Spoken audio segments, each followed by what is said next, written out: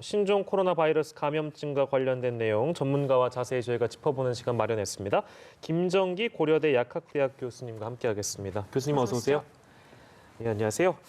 가장 최근에 들어온 내용부터 저희가 좀 순서대로 좀 짚어볼까 하는데요. 중국에 지금 체류 중인 우리 국민이 있는데 뭐 굉장히 많이 계시겠죠. 근데 우리 국민 중에 처음으로 신종 코로나 바이러스 확진자가 나왔습니다. 이분은 산둥성에 체류 중인 분이네요. 이건 어떤 의미가 있다고 봐야 될까요, 교수님? 지금 정부 자료에 따르면 중국 교민 수가 약 250만 명 정도 되고요. 그중에 우리 국적을 가진 교민이, 그러니까 재외 국민이 약 35만 명 정도 된다고 합니다. 근데 이번에 교민 확진자가 나온 산둥성 지역은 실제로는 우리 뭐 영사관이나 대사관 쪽에서 이제 기타 지역으로 포함되고 있는 지역이고, 이 지역의 재외 국민 수가 약 2,700명 정도 이렇게 된다라고 알려져 있는데요. 지금 뭐 이렇게 상당히 많은 우리 국민 중에 상당히 많은 분들이 중국에 계시고 현재 중국 상황이 굉장히 하루가 다르게 점점 악화되고 있는 상황인 건 맞습니다. 그러다 보니까 그러니까 중국에 거주하고 계신 우리 교민들 중에 감염될 확률이 높다라는 거는 이미 예견돼 있던 거고요. 이번 거는 그런 예견 속의 하나의 사례지 않을까 이렇게 생각을 하고 있습니다. 지금 이 세 분의 확진자의 경우는 중국 측이 제공하는 의료 서비스를 안정적으로 받고 있다라고는 전해지고 있는데 아무래도 이제 좀 국내로 송환해서 좀 치료를 받는 그런 가능성도 우리 정부가 좀 고려를 해봐야 되지 않을까 그런 생각도 드는데요. 이 부분은 어떻게 보세요? 일단 확진 판정 받으신 다음에 지금 중국 쪽의 자료에 따르면 상태가 굉장히 안정적이라고 하십니다. 이런 과정에서 이제 무리하게 이제 비행기를 타고 이송을 하시게 되면 오히려 건강에 또 안 좋은 영향을 미칠 수 있으니까 그건 조심스럽게 경과를 지켜보면서 판단을 하는 게 맞지 않을까 이렇게 생각을 하고 있습니다. 알겠습니다. 그리고 어제 같은 경우에는 후베이성이 아닌, 그러니까 후베이성 이외의 중국 지역을 방문했는데 거기서 이제 감염자가 국내에선 처음으로 나왔습니다. 근데 2차 감염자가 먼저 확진된 특이한 사례라고요. 이건 또 어떻게 좀 진단하고 계세요? 이 경우에 지금 25번 환자 케이스를 말씀하시는 것 같은데 25번 환자가 먼저 이제 임상 증상을 보였고요. 그 다음에 원래 이제 전파를 시킨 걸로 생각되는 아들 내외분, 그러니까 26번, 27번 확진자 같은 경우에 초기에 이런 임상 증상을 보이지 않았습니다. 그러다 보니까 이제 확진되는 케이스가 더 뒤바뀌어가지고 25번, 그러니까 감염을 받은 사람이 먼저 확진이 되는 그런 케이스로 보시면 되겠습니다. 지금 25번째 환자가 지금 73세, 굉장히 고령이고 지금 확진자 중에서도 가장 나이가 많은데 이렇게 고령 환자의 경우는 아무래도 면역력이 조금 약하다 보니까 치료 과정에 좀 더 주목이 되는데 어떤 치료가 좀 더 특별히 이루어지는 게 있습니까? 특별히 다른 분들하고 뭐 차별돼 있는 치료법을 쓸 거라고는 생각이 안 되고요. 이처럼 이제 연령이 높다라든가 이제 고위험군에 속하시는 분이거든요. 그리고 기저질환을 가지고 계신 분들 아니면 영유아처럼 면역력이 떨어져 있는 사람들 같은 경우에는 아무래도 감염병, 특히 이런 바이러스 질환에 감염되면 경과가 안 좋은 경우가 많습니다. 그래서 아마도 대증 치료요법을 사용을 할 텐데 보다 아마 세심한 관심을 가지고선 지켜봐야 되지 않을까 이렇게 생각을 하고 있습니다. 이 대목에서 저희가 이제 25번째로 확진받은 환자에 대해서 얘기를 요목조목 지금 하고 있는데 중국을 다녀온 아들 부부에게서 감염된 것으로 추정이 되고 있는 상황인데 증상이 좀 약했다, 뚜렷한 증세가 없었다 이렇게 알려지고 있어서 증상이 아무래도 약하다 보니까 실제 만약에 코로나 바이러스가 감염이 됐다고 하더라도 그것을 모르고 돌아다닌다든지 이동 경로가 많이 넓어진다면 지역사회 전파에 될 어떤 우려가 더 커지는 상황이라서 그런 부분은 좀 어떻게 좀 전망을 하시는지요? 지금 말씀하신 것처럼 뭐 증상이 경미하다라든가 실제로 27번 환자니까 아내분 같은 경우에는 1월 31일 날 입국을 하고 2월 3일 날 잔기침 증세 정도만 보였다라고 해요. 그러니까 잔기침은 뭐 누구나 요즘 겨울철이기 때문에 흔히들 가지고 있는 정도고요. 그리고 이 아들분 26번 확진자 같은 경우에는 검역당국에서 확진 판정을 받은 그 시점에 인후통을 보였다는, 그러니까 과거에는 그러니까 입국한 이후에서 아무런 증상이 없었다라고 보고 있거든요. 그래서 이렇게 무증상 또는 경미한 증상을 가지신 분들이 바이러스를 가지고 있고 실제로 아직 뭐 확정적이진 않습니다만 이분들이 그 25번 그 어머니를 감염시킨 걸로 보고 있습니다. 추정이니까. 예, 추정이니까. 그러다 보니까 이런 무증상 감염 또는 무증상 전파 그리고 경미한 증상일 때 전파가 용이하게 이루어질 경우에 예. 아직까지는 우리나라에서 3차 감염까지만 나오고 슈퍼 전파자는 이른바 안 나왔거든요. 그래서 예. 향후에 이런 부분들이 이제 지속이 된다는 그러니까 반복적으로 나타나게 되면 예. 이른바 슈퍼 전파자라고 하는 그런 확진자도 나올 가능성은 충분히 있습니다. 짚어주신 것처럼 경증 환자의 경우에도 전염을 시킬 수 있기 때문에 이 신종 코로나 바이러스의 전염력이 저희가 예상했던 것보다 더 강하다라고 봐도 되는 겁니까?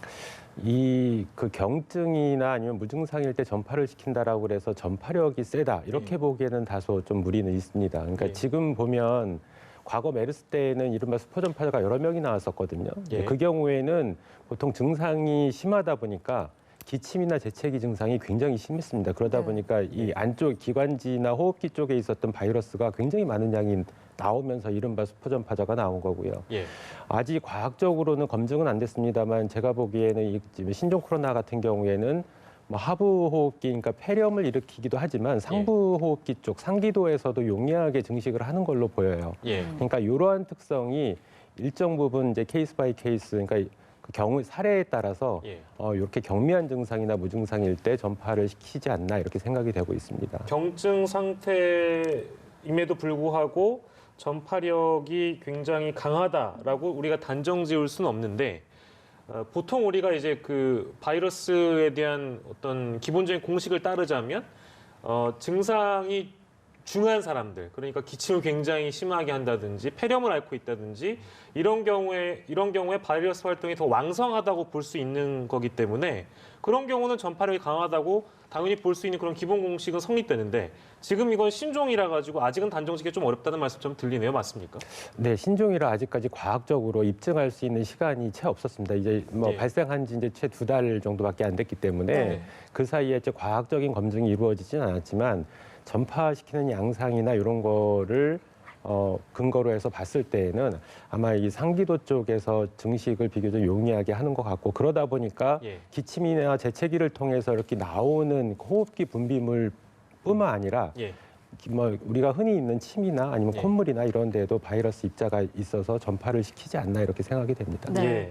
그런데 지금 이제 후베이성 외의 지역, 그러니까 광둥성에서 오신 이 부부가 일단 확진 판정을 받았기 때문에 계속해서 제기되는 이제 이야기긴 한데 입국 제한 지역을 확대해야 된다. 이런 이야기들이 계속 나오고 있고 정부에서도 이런 발표가 좀 있지 않을까라는 예상이 있었는데 아직까지는 뭐 그런 발표는 없는 것 같습니다. 네, 뭐 그런 발표를 입국 제한 조치를 검토하겠다라고 얘기를 했다가 다시 뭐 현행을 당분간 유지하겠다 이렇게 뭐 말이 바뀌었다라는 얘기를 들었거든요. 뭐 예. 여러 가지 뭐 정치적인 문제, 국제 관계 때문에 뭐 이제 고려할 부분이 많으니까 신중한 판단을 하시는 것 같은데요. 예. 어쨌든 지금 후베이성뿐만 아니라 기타 지역 뭐 대표적으로 광둥이나 저장이나 허난성 같은 데에는 예. 확진자 수가 1,000명을 넘어섰거든요. 예. 굉장히 많은 숫자입니다. 그래서 이쪽에서 유입되는 그런 해외 뭐 여행객들로부터 국내에서 전파가 이루어질 가능성이 굉장히 많기 때문에 예. 제가 보기에는 뭐 중국 전 지역으로 확대하기는 다소 어려움이 있다라고 그러면 예. 적어도 이렇게 뭐 1,000명 이상의 확진자를 가지고 있는 이런 지역으로부터 입국자는 좀 제한할 필요가 있다 이렇게 생각을 합니다. 처음엔 저희가 이제 후베이성을 중심으로 생각을 했는데 광둥성까지 넓힐 필요는 좀 있어 보이는데 물론 이제 그건 당국의 판단에 따라 좀 달라질 수 있겠죠. 물론 상황이 급변될 때까지는 현행을 유지하겠다라는 그 결론이었고요. 이건 좀 저희가 추이를 지켜봐야 될 것 같습니다.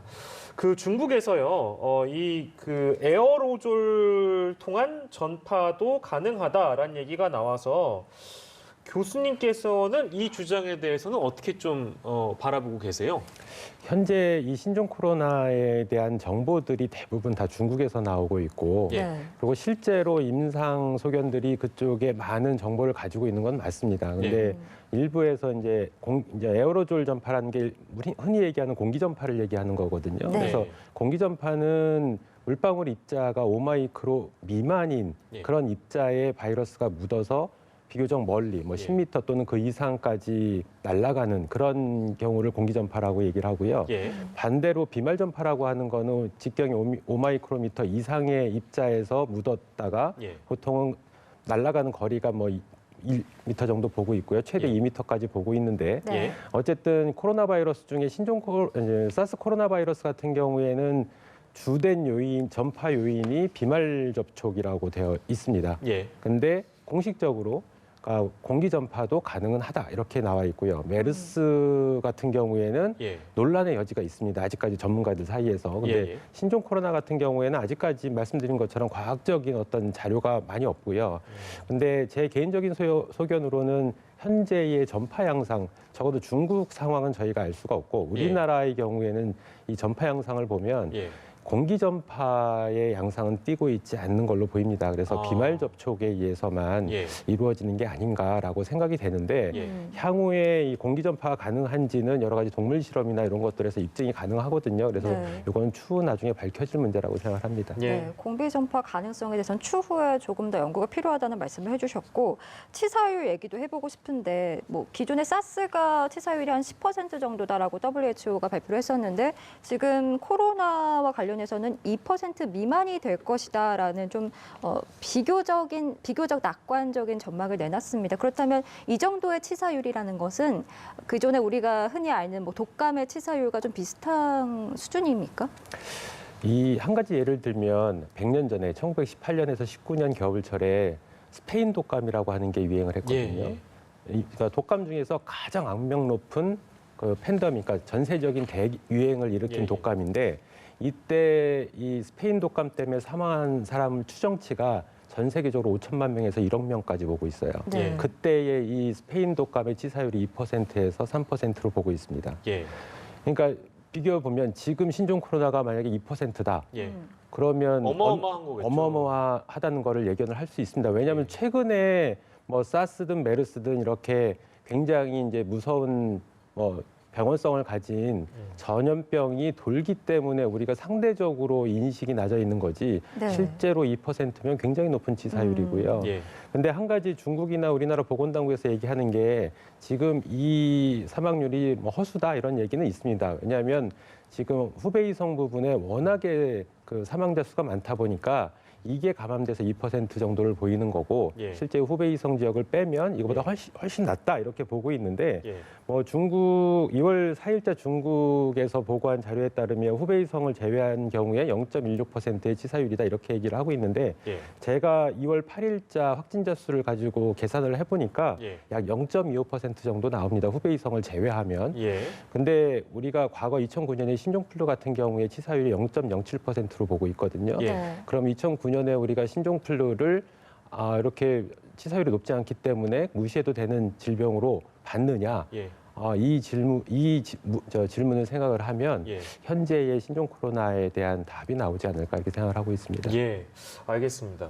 처음에 이 신종 코로나 바이러스 소식이 전해지면서 뭐 중국뿐만 아니라 뭐 전 세계적으로 굉장히 당황스럽고 뭐 보건 당국조차도 중국에서는 자신들의 실책을 인정할 정도로 그랬는데 지금 좀 상황이 좀 달라져가지고 추이나 어떤 흐름 이런 거를 보면 물론 이제 어떤 진단 키트라고 하나요? 진단 시약을 통해서 확진자 수는 늘어날 수 있으나 어떤 추이라는 거는 좀 더 감소세로 나아가고 있다라는 걸 보면 전망을 어떻게 하시는지 좀 듣고 싶어가지고요. 지금 뭐 국내도 그렇고 뭐 전 세계적으로 뭐 전망을 해주실 수 있다면 그것도 좋은데 이 상황이 언제쯤 우리가 좀 잠잠해질까, 마무리될까라는 생각도 좀 들거든요. 어떻게 좀 전망하세요? 실제로 과거에 많은 전문가들이 앞으로의 추이에 대해서 이제 언급한 적이 있는데 예.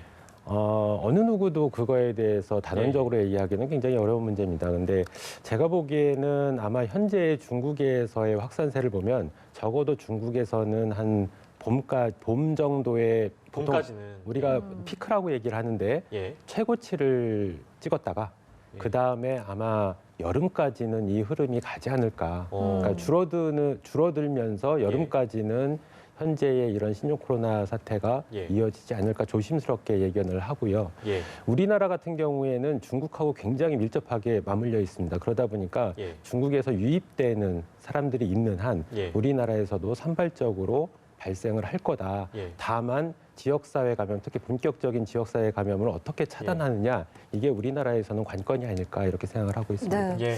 어제 우리 정부가요, 새로운 대책을 좀 내놨습니다. 관련 내용 좀 짚어드리면, 이제 신종 코로나 검사 물량을 기존에 한 3천 건 정도 가능했던 게 이제 하루 10,000건 가능하게 됐고, 중국에서 온 사람들에게는 자가 진단 앱을 설치하도록 해서 자가 진단을 할 수 있게 이런 대책이 내놨는데, 이 부분에 대해서 좀 실효성을 어떻게 평가하시는지도 궁금합니다.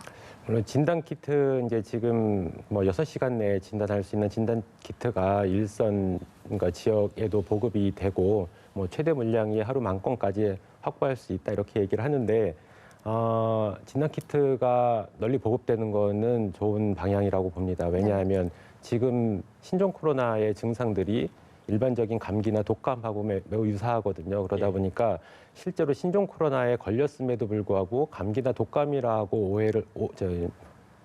모견을 해가지고 이 전파를 시키는 사례가 있기 때문에 이 부분을 미연에 차단을 하기 위해서는 진단 키트의 보급이 상당히 중요하다고 생각을 하고 있고요. 네. 자가 진단 앱 같은 경우에 정부에서 중국 입국자들에 대해서 자가진단 앱을 보급하겠다라고 얘기를 했는데 저도 그 앱을 실제로 사용을 안 해봤기 때문에 정확하게는 모르는데 제가 현재 나와 있는 자가진단 앱을 한번 해봤거든요. 그랬더니 여러 가지, 그러니까 지금 26번 환자처럼 잔기침 정도의 임상 증상만 있다라고 이렇게 넣으면 이 의심 환자에서 굉장히 낮은 수치를 나타냅니다. 그러니까 의심 환자가 아니다 이렇게 결과가 나오기 때문에 오히려 이게 잘못 오해를 일으킬 수도 있겠다 이런 생각은 조금 듭니다.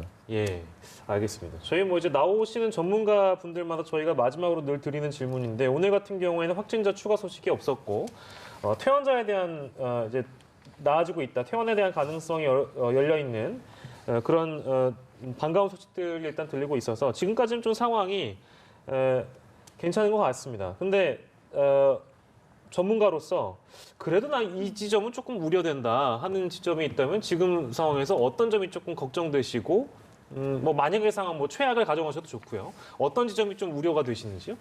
가장 우려스러운 거는 이 우리나라에서 나오는 확진자들이 우리나라 방역망 안에서 나오면 상관이 없습니다. 확진자가 계속 늘어나더라도. 근데 다만 이 우리나라 방역망 밖에서 나오는 케이스들, 뭐 제 기억하기에 16번 환자 같은 경우, 그러니까 태국에서 입국하신 분, 이런 경우처럼 방역권 밖에 있는 경우에 16번 환자가 일본에서 입국하신 분이네요. 이런 경우에 방역망 밖에 있었습니다. 그리고 지금 그 23번 환자였나요? 그 중국 그 여행 관광객 이분처럼 2주 동안 우리 방역망 밖에 있었던 이런 분들이 이른바 어디서 감염되지 모르는 그런 감염 전파됐는지 모르는 감염자를 낳을 수가 있습니다. 그래서 이런 지역사회에 큰 폭으로 확산을 일으킬 수 있는 개연성이 있기 때문에 가장 우려스러운 부분은 이런 부분을 좀 철저히 대비를 해서 막아야 되지 않을까 이렇게 생각을 하고 있습니다. 네, 알겠습니다. 오늘 김정기 고려대 약학대학 교수와 함께 했습니다. 오늘 말씀 고맙습니다. 고맙습니다.